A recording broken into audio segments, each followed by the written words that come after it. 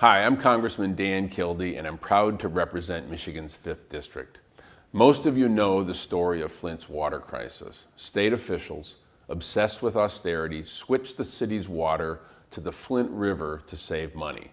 They also failed to treat the city's water properly, leading to corrosive water leaching high levels of lead into the homes of 100,000 residents.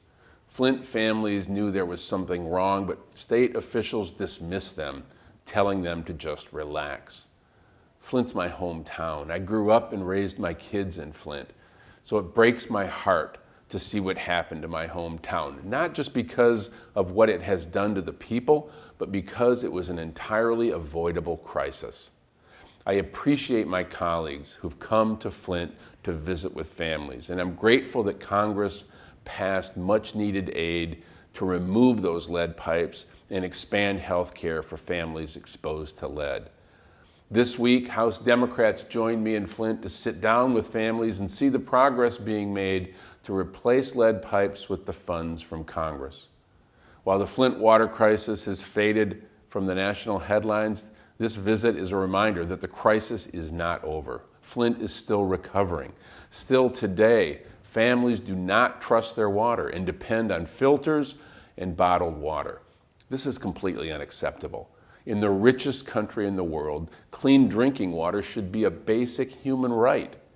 Flint families are strong, and we'll get through this crisis, but what happened to Flint is a wake-up call. What happened to Flint is not some anomaly. It's a warning.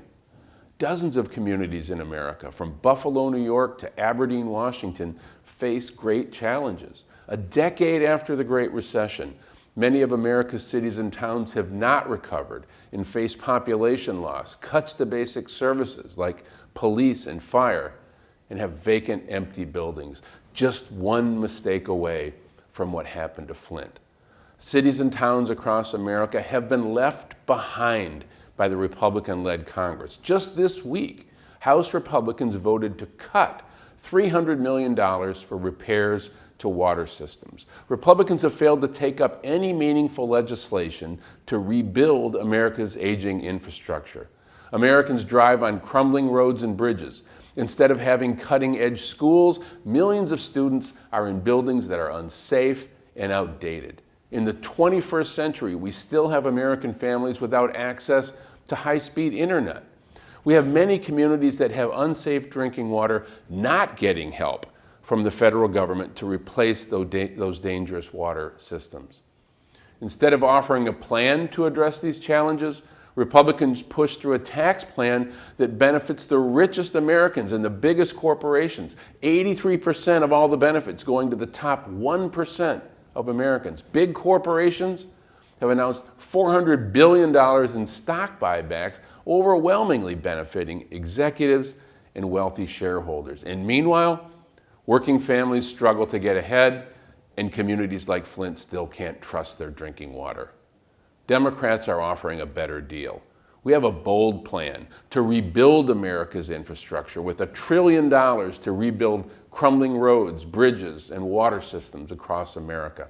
Our plan puts Americans to work, creating 16 million good-paying jobs that can support a family. Putting Americans back to work, rebuilding our infrastructure, makes us more competitive in the global economy and unleashes opportunity all across this country. What happened in Flint is inexcusable, but the hard truth is it's not an isolated event. We have to get serious about improving America's infrastructure and making investments in communities like Flint so that a similar crisis does not happen anywhere else. We can do better.